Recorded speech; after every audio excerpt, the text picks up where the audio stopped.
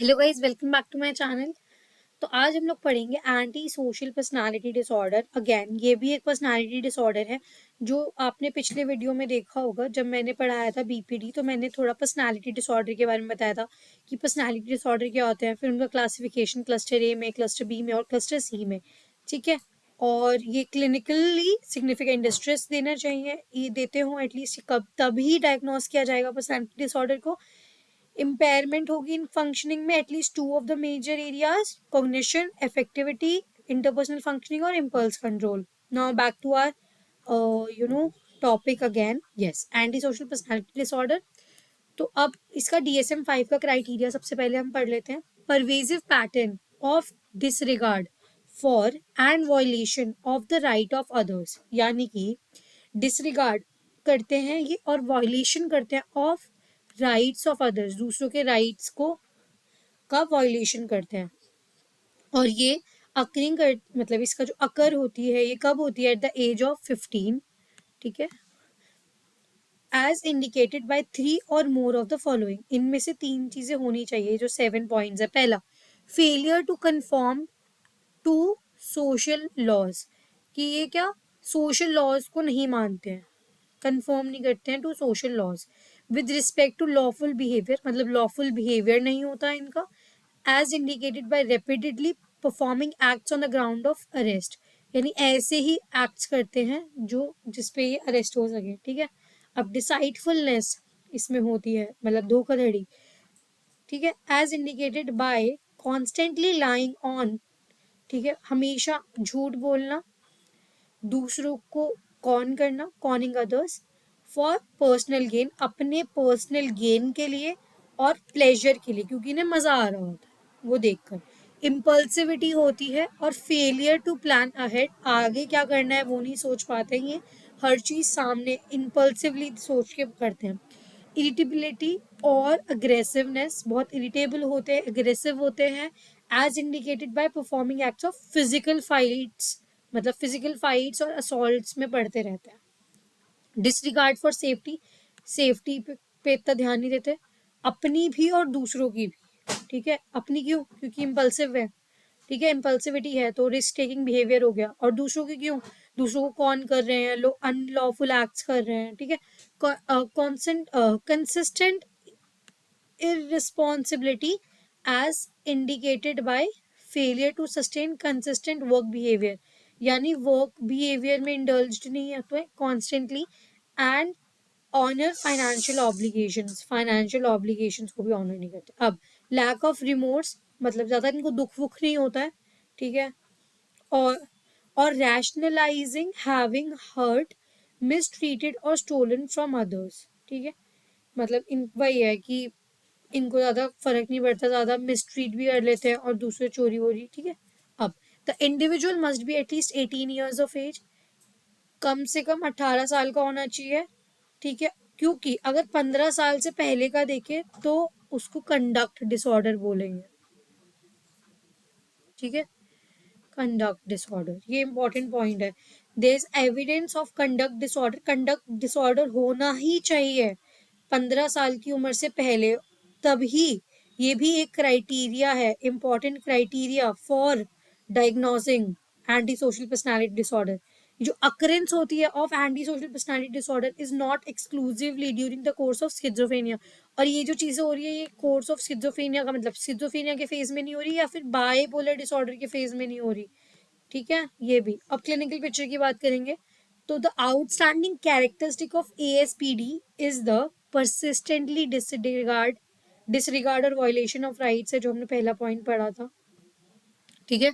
Of others, this is done through deceitfulness, deceitfulness मतलब धोखाधड़ी करते हैं। ठीक है।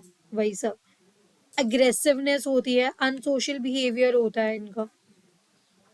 फिर people with ASPD have lifelong pattern of unsocial impulsivity and irresponsible behavior। ठीक है। अनसोशल, इम्पल्सिव और इररिस्पॉन्सिबल बिहेवियर होता है। With disregard, with disregard for their safety and safety of other, अपनी सेफ्टी और दूसरों की सेफ्टी की पड़ी नहीं है इनको। ठीक है। This brings them to repeatedly मतलब रिपीटेड कन्फ्लिक्ट्स होते हैं इनका किसके साथ, सोसाइटी के साथ और लोगों के साथ, ठीक है। और ये बाद में क्या हो जाते हैं, क्रिमिनल्स बन जाते हैं, ठीक है, and up being criminals. Only people above the age of 18 can be diagnosed with ASPD. There should also be an evidence होना ही चाहिए कि 15 साल से पहले उनको कंडक्ट डिसऑर्डर था, तभी आप एएसपीडी बोल सकते हो कि the person is diagnosed with ASPD only if there is an evidence of conduct disorder before the age of 15, ठीक है। अब आता है आफ्टर द एज ऑफ 15, 15 साल के बाद के एज के बाद there should be the evidence of aggressiveness, aggressiveness होनी चाहिए, इम्पल्सिविटी होनी चाहिए, अनफुल अनलॉफुल बिहेवियर होना चाहिए, irresponsibility in work and financial matters होना चाहिए। अब सिम्टम्स क्या है, substance abuse, antisocial behavior, deceitfulness, hostility, irresponsibility, impulsivity, aggression, irritability, risk taking behavior, general discontent. Okay, these are the symptoms of ASPD.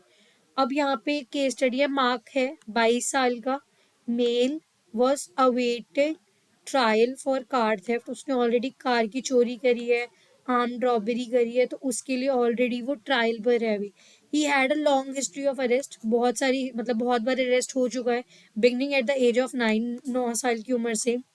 He has been expelled from his high school, अपने high school से निकाला गया था उसके disruptive behaviour के चक्कर में, और वो अपने घर से भी भाग गया था for days and weeks and return in a run down condition में वापस आया वो अपने घर पे। He has not able to hold a job, ठीक है, for more than few days, ठीक है, ज्यादा दिन से अब मतलब जॉब अपनी होल्ड नहीं कर पाया, ठीक है। दो इनकी ना पर्सनालिटी बहुत चार्मिंग होती है, तो इनको ना जॉब लेने में दिक्कत नहीं होती, enable him to get work readily, बार बार इनको जॉब मिलती रहती है, बट उसको मेंटेन नहीं रख पाते because of his charming behaviour, ये भी इंपॉर्टेंट पॉइंट है, ठीक है, ये आता है। अब ही इज यूजली अग्रेसिव है and engage in self oriented behaviour, ठीक है, सेल्फ ओरिएंटेड बिहेवियर में रहते हैं, अग्रेसिव होते हैं। He has taken one therapy, उन्होंने एक ही थेरेपी ली और उन्होंने उससे भी वो भाग गए, run away to avoid his trials. अब प्रेवलेंस और जेंडर डिफरेंसेस देख लेते हैं। तो जनरल पॉपुलेशन में 2 से 3% लोग एएसपीडी से ग्रसित है या फिर दे हैव एएसपीडी। अब more than more common in men में ज्यादा होता है 3%, देन इन वुमेन, वुमेन में 1% ही होता है, ठीक है। वन स्टडी एक स्टडी ये बताती है कि prevalence is even greater in men and is closer to 5 to 1, ठीक है। मतलब अगर इन जनरल पॉपुलेशन में भी देखें तो ज्यादातर मेन में है, हर मतलब 5 में से 1 वही है, ठीक है। अब एएसपीडी जो है वो बहुत कॉमन है, प्रिजन सैंपल्स में देखा जाए तो 47% जो है इनकारक्रेटेड मेन एंड 21% ऑफ वुमेन, जितने भी प्रिजन में 21% ऑफ औरतें हैं उनके अंदर ये है, 47% ऑफ मेल्स जो है उनमें भी ये है, पाया जाता है। अब कोमॉर्बिडिटी किसके किसके साथ होगी, सब्सटेंस यूज, मूड डिसऑर्डर्स, इनके साथ हाईली कोमॉर्बिड है। कॉम्प्लिकेशंस क्या होगी, स्पाउस अब्यूज, चाइल्ड अब्यूज, ठीक है, एंटी सोशल बिहेवियर है क्योंकि इनका सब्सटेंस अब्यूज करेंगे, बीइंग इन जेल और प्रिजन, ठीक है। और comorbidity other mental health disorders के साथ जैसे डिप्रेशन, एंजाइटी है। अब लो सोशो इकोनॉमिक स्टेटस, क्योंकि बार बार जॉब को सस्टेन नहीं कर पाते और छूटती रहती है जॉब, होमलेसनेस आ जाती है क्योंकि वर्क में इनकन्सिस्टेंसी है, प्री मेच्योर डेथ है क्योंकि वॉयलेंस करते हैं और इसकी बिहेवियर में रहते हैं, कभी भी लड़ाइयों में पड़ जाते हैं, सुसाइडल बिहेवियर भी होता है। अब anti social personality disorder is used interchangeably with interchangeably with psychopathy, psychopathy से भी लोग इसको कई बार बोल देते हैं। There is so much overlap, बहुत ज्यादा ओवरलैप है किसमें, एएसपीडी एंड साइकोपैथी में, but they are not the same thing, ये सेम नहीं है, क्यों, क्योंकि जो करंट डीएसएम क्राइटेरिया है of ASPD place heavy burden of observable behaviour, जिस चीज को हम ऑब्जर्व कर रहे हैं, जैसे कि ये झूठ बोलते हैं, फाइट्स में, फिजिकल फाइट्स में पड़ जाते हैं, failing to honour financial obligation, where in psychopathy में अटेंशन दी जाती है पर्सनैलिटी कैरेक्टरिस्टिक, जैसे ये चार्मिंग है, मैंने बताया था ना इंपॉर्टेंट है यहाँ पे कि वो चार्मिंग है। साइकोपैथी में भी यही है, charming, lack of empathy, manipulativeness. ठीक है, अब इसे कॉजुअल फैक्टर्स देख लेते हैं। Many studies have compare the concordance rate between monozygotic and zygotic twins. ठीक है, उसके बाद मतलब ऑब्वियसली इनके बीच में अगर पता है ना, मोनोजाइगोट जो एक जाइगोट से निकले हैं और डाइजाइगोटिक ट्विंस दो जो दो डिफरेंट जाइगोट से आए हैं। तो हमने जैसे स्किज़ोफ्रेनिया में पढ़ा था कि 17% का इनमें रेट होता है और इनके अंदर होता है 48%। ठीक है, अब others have use the adoption method, results show that there is moderate heritability of the antisocial behavior और criminality, मतलब moderately pass on हो जाता है ये ट्रेड, जैसे कि impulsivity हो गई, low level of anxiousness, aggressiveness could be inherited, ये वाली चीजें भी ऑफस्प्रिंग्स में जा सकती है। ठीक है, अब एनवायरमेंटल फैक्टर्स कैसे हो गए, तो अब इन्वायरमेंटल फैक्टर्स देख लेते हैं कि क्या रिस्पॉन्सिबल है for developing ASPD. Is low family income कम है तो वो चोरी चोरी डकैती इन सब चीज़ों में लग जाते हैं। फिर harsh discipline from parents, parents बहुत स्ट्रिक्ट है तो भी वो लाइक बाहर निकलना चाहते हैं। निग्लेक्ट है घर पे। ठीक है, इंटर सिटी लिविंग, बार बार सिटीज चेंज हो रहे हैं तो पता है कि हम यहाँ से चले ही जाएंगे, किसी को क्या ही फर्क पड़ेगा। Being raised by single parent के से रेज हुआ है, कन्फ्लिक्ट है पेरेंट्स के बीच में। Having a young mother, mother बहुत यंग है। लार्ज फैमिली साइज है तो भी, तो क्योंकि निग्लेक्ट हो जाता है बच्चा थोड़ा। फिर नॉन शेयर्ड एनवायरमेंटल फैक्टर्स क्या है, डेलिक्वेंट पीयर्स है। ठीक है, उसके बाद सेक्सुअल अब्यूज़ है।